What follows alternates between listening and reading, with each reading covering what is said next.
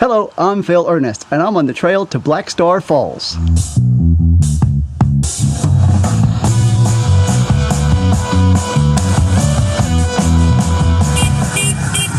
On today's hike, I will be in Orange County, rock scrambling 1 mile up a creek to this amazing waterfall.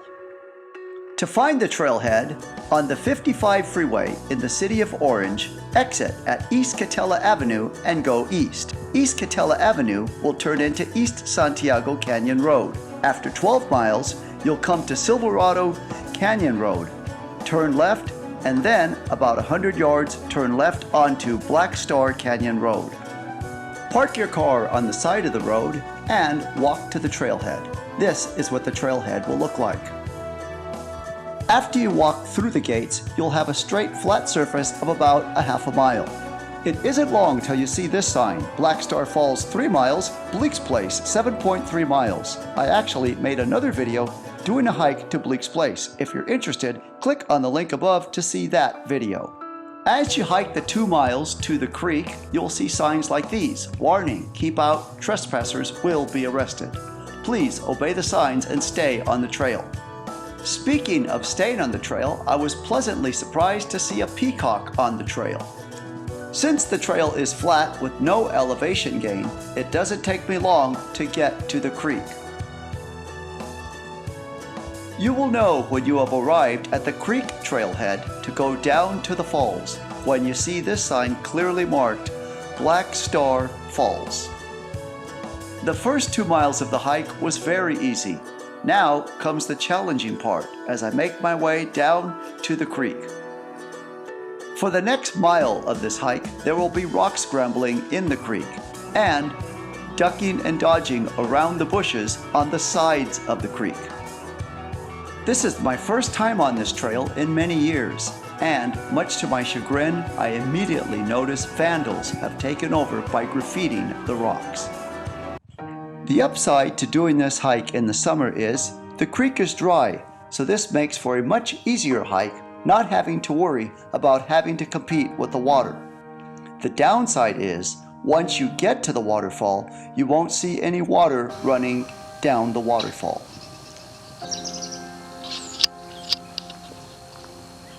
If you are enjoying this video and finding it informative, please hit the thumbs up button. It will help the channel grow. Also, please hit the subscribe button. I post a new video every week.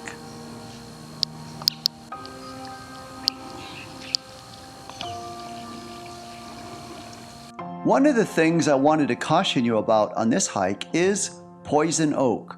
Please be careful around it and try to avoid it. If you do happen to come in contact with it, no worries, just squirt water on it in the area where you feel your body may have come in contact with it. But do not hesitate to do that right away, because the longer you wait to wash it off, the greater chance it has to seep into your skin, and then you'll be in trouble itching and scratching.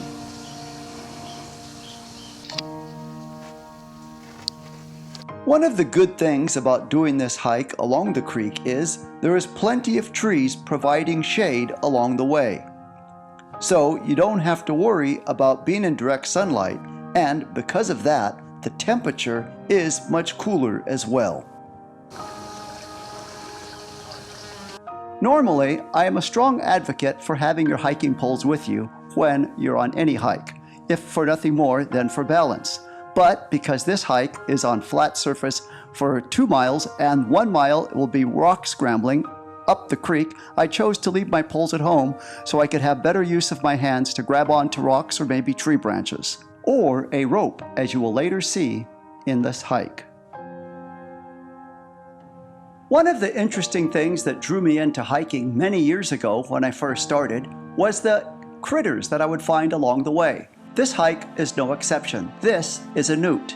It is a salamander, which means it is in the lizard family. However, this is semi-aquatic, which means it can live on land and in the water. They can be found in these waters on this hike.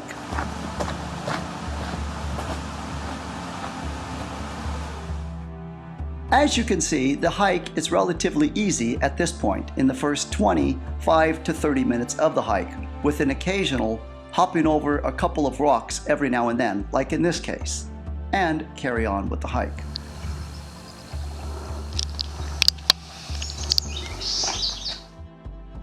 After this part of the hike, it starts to get a little bit more challenging with a steeper upgrade to follow. Also, as I start to get closer to the waterfall, notice the size difference of the boulders.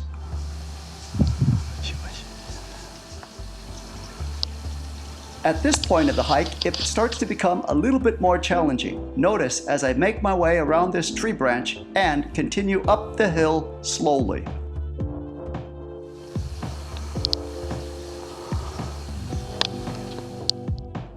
When rock scrambling next to a creek, make sure that when you're putting your foot on a rock, it isn't wet and on an incline, because then you will be more prone to slip and fall. Remember I told you earlier it's a lot easier hiking up the creek with no water? This is a prime example. Had the creek had water, there would have been a lot of water coming down that rock, making it a little more challenging for me to go up that side of the rock. And this side of the rock as well would have had water cascading down the side of it. The thing about rock scrambling is, if you don't feel it at the time you're doing it, you most certainly will feel it the next morning when your arms, legs, and back will hurt from over an hour of propelling your body up over the rocks. It is quite a workout. I am doing this hike in mid-July when the creek is dry. If you're interested in doing this hike when the waterfall is free and flowing, plan on doing it anywhere from November to April, providing that we have had our usual rainfall in those months. Once again, if you are enjoying this video, please give it a thumbs up and subscribe to the channel as well.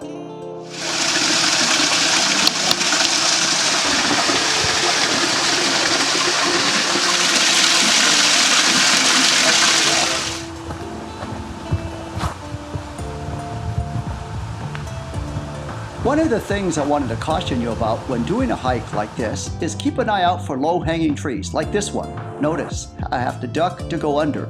I have seen some people not paying attention bang their heads against rocks and trees. So please be advised to be careful and keep your eyes on the trail and above the trail at all times.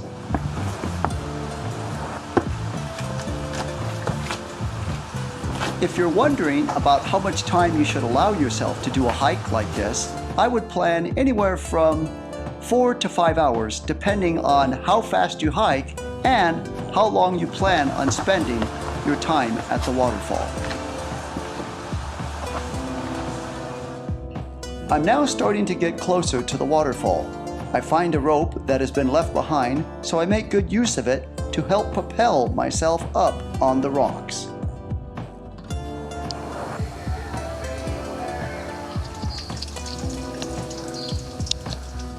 After a little more than an hour of hiking in the creek, I finally make it to my destination, the waterfall.